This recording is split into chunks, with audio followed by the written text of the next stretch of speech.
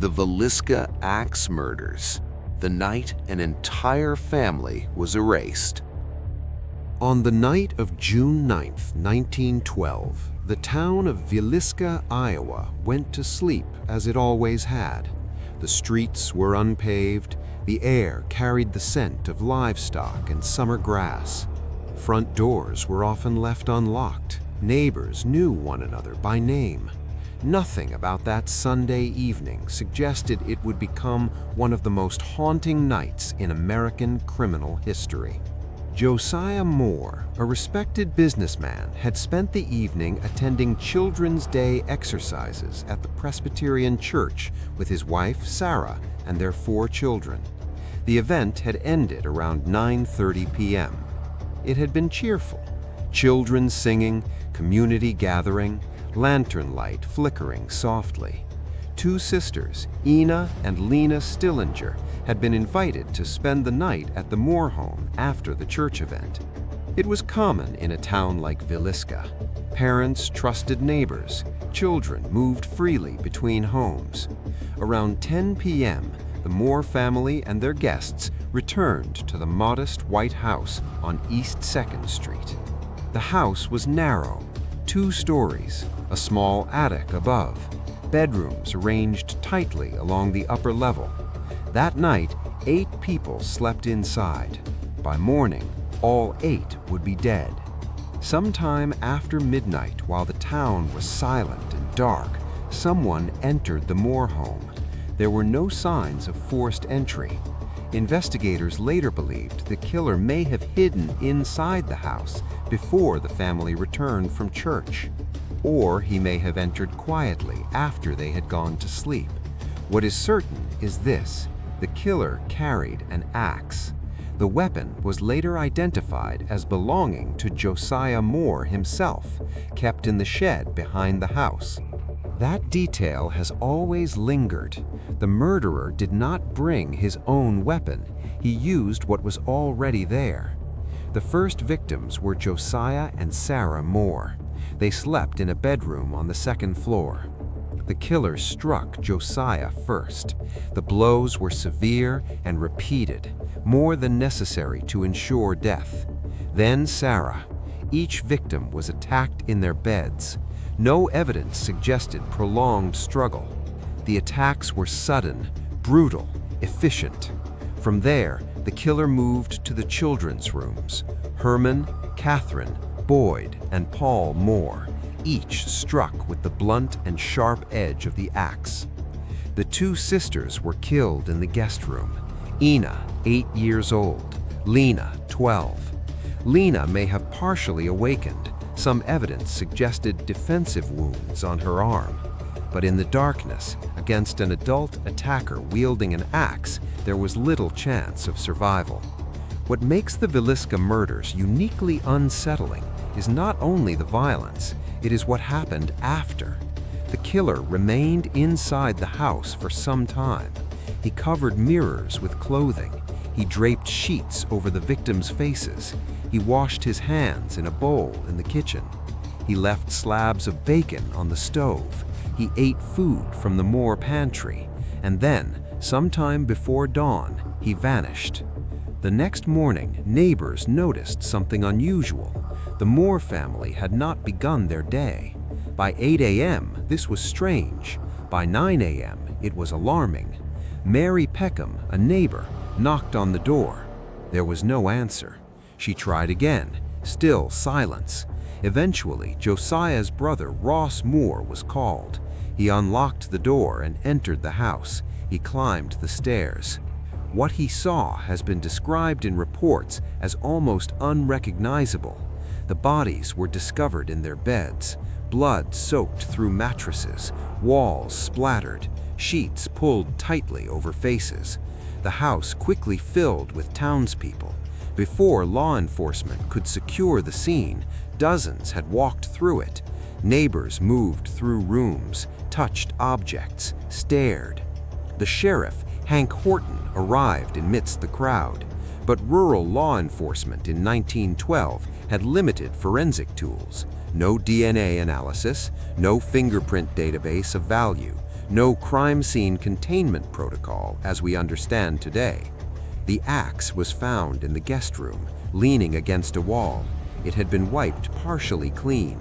Bloody fingerprints may have been present, but there was no effective method to preserve them conclusively. Footprints were observed outside near the house.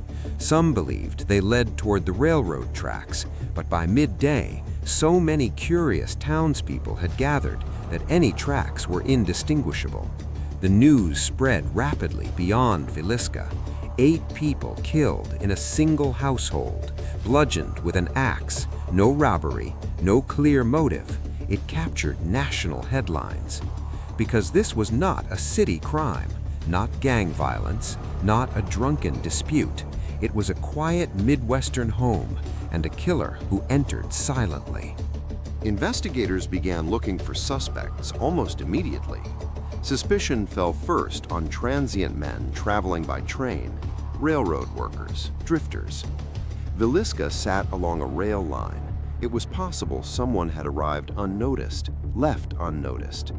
Then suspicion turned inward. Josiah Moore had business rivals. He had once worked for a man named Frank Jones. There were rumors of tension between them. Some townspeople believed the murders were personal, targeted. Yet the brutality extended beyond Josiah. It included children, guests. The violence seemed excessive for a simple business dispute. As days passed, theories multiplied. Was it revenge, jealousy, mental illness, or something darker? One theory emerged that the killer had waited in the attic, listening, watching, descending only after the house was fully asleep. The attic showed signs of disturbance. A plate of food was found there, a cigarette butt, indicating someone may have hidden above. If true, it meant the killer was inside the house before the family returned from church, waiting, listening to their footsteps, hearing their evening conversations. The thought of that possibility has haunted the case for over a century because it changes the timeline from intrusion to infiltration, and infiltration suggests planning. The Villisca axe murders would become one of the most infamous unsolved mass murders in American history. But on that June morning in 1912, it was simply horror. A house that had been filled with children's laughter the night before now held 8 lifeless bodies.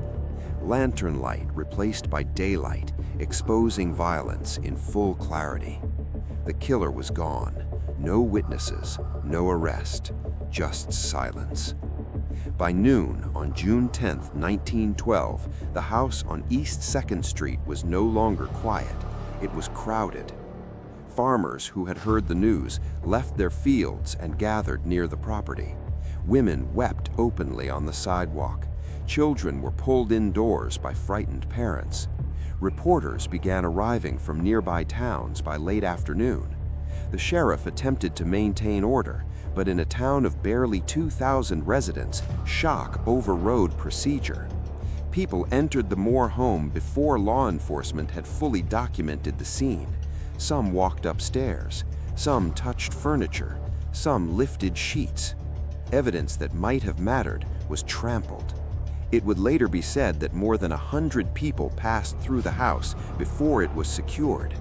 In modern terms, the crime scene was contaminated beyond repair. Still, investigators worked with what they could. The axe was examined more carefully. It had belonged to Josiah Moore. The shed behind the Moore house suggested the killer likely retrieved it from the family's shed. That detail suggested familiarity with the property, or at least a willingness to explore it before entering the house. There were no signs of robbery. Money remained in Josiah's wallet. Valuables were untouched. The house had not been ransacked. This was not theft. This was something else. The positioning of the bodies raised further questions. The killer had struck victims primarily with the blunt end of the axe first, knocking them unconscious before using the blade. That detail indicated method rather than frenzy. It suggested control. After each killing, sheets were pulled over faces. Mirrors throughout the house were covered. Even a hanging mirror in the parlor was draped. Investigators could not determine why. Some speculated superstition, others believed it was a way to avoid seeing reflections, perhaps even his own. The covered mirrors became one of the case's most unsettling details. They suggested the killer lingered after the murders, that he moved through the house deliberately, that he was not rushed. In the kitchen, a bowl of bloody water sat on a washstand. A towel nearby showed signs of use. The bacon left on the stove appeared partially cooked. Some investigators believed the killer had prepared food but abandoned it. Others believed he had eaten quietly before leaving. That detail, eating inside the home after committing multiple murders, disturbed even seasoned observers because it implied composure, a lack of urgency, a comfort inside a house filled with bodies. The first suspect who drew serious attention was a traveling minister named George Kelly. He had passed through Villisca days before the murders. He was known to be erratic. He had been seen peering into windows. He left town shortly after the killings. His behavior raised suspicion. Kelly was arrested months later. Under intense interrogation, he eventually confessed, but the confession was inconsistent. He claimed to have committed the murders in a daze. He described details that did not match the crime scene precisely. Some believed he had been coerced. Others believed he was mentally unstable and confessing falsely. At trial, his confession unraveled under scrutiny. There was no physical evidence placing him inside the Moore home. He was acquitted. The case returned to uncertainty. Meanwhile, attention shifted to Frank Jones, Josiah Moore's former employer. Jones was wealthy, influential, powerful within the community. Rumors suggested personal animosity between the two men. Some whispered about jealousy, others about business betrayal. There were allegations, never proven, that Jones had connections to hired killers, but no direct evidence tied him to the crime. The small-town environment amplified speculation.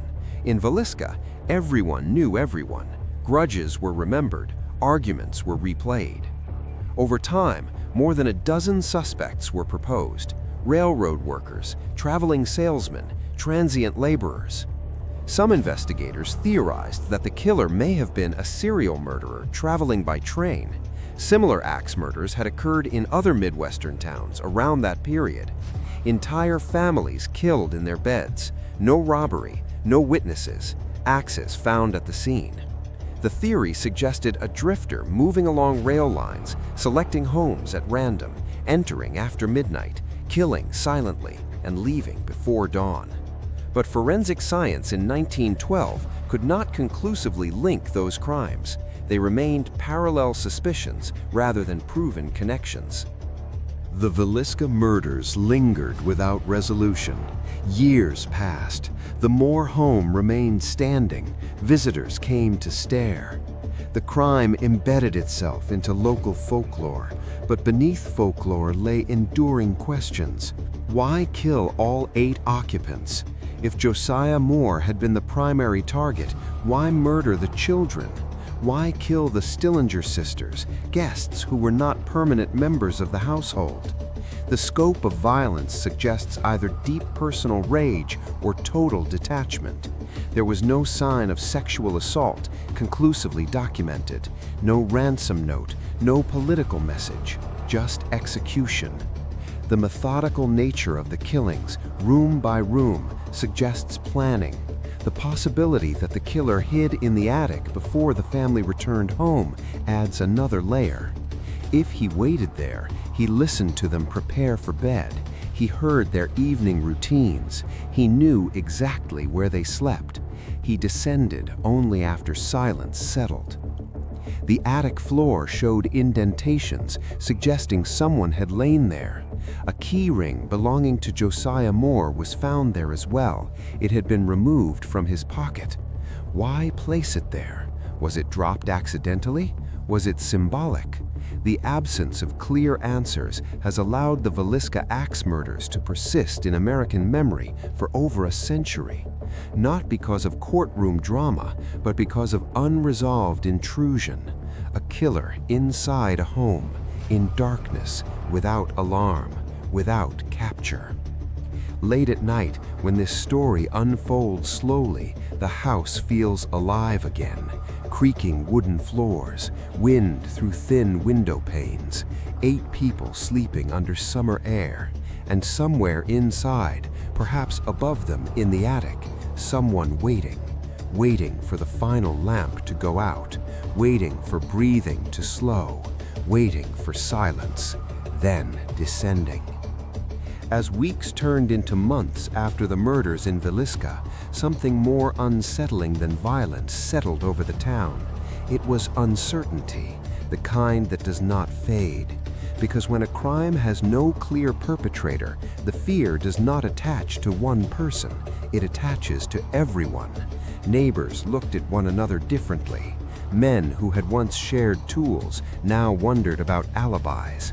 Families locked doors at night, something that had rarely been necessary before. The killer had not broken in, he had not smashed a window, he had entered quietly and left quietly. That detail meant he could do it again. Investigators began examining similarities between the Villisca murders and other axe killings that had occurred between 1911 and 1912 across several Midwestern states. In Colorado Springs, in Kansas, in Louisiana, in Illinois, entire families killed in their beds, axes found inside the homes, mirrors sometimes covered, doors locked from within. No robbery. The pattern was difficult to ignore. Some historians later proposed that Villisca may have been part of a larger series committed by a traveling killer moving along railroad lines. Railroads were the highways of that era. A man could arrive at dusk and leave before sunrise without leaving much trace. He could study neighborhoods, observe routines, select a house that appeared vulnerable. The Moore home sat near the rail line, close enough for someone to enter town unnoticed and depart before dawn. He struck primarily from above, often aiming for the head, the blunt side first, to avoid blood spray too early, then the blade. This was not random flailing, it was technique. The Reverend George Kelly case became a cautionary example. Another unsettling detail was the positioning of Lena Stillinger. She was found partially uncovered, unlike the other victims whose faces were covered. Some investigators speculated that the killer may have hesitated. The killer's decision to cover mirrors continues to fascinate criminologists. Was it superstition, a belief in spirits, or the idea that souls remain near mirrors after death? Or was it practical, to prevent accidental reflection of himself in low light? The covering of mirrors required time.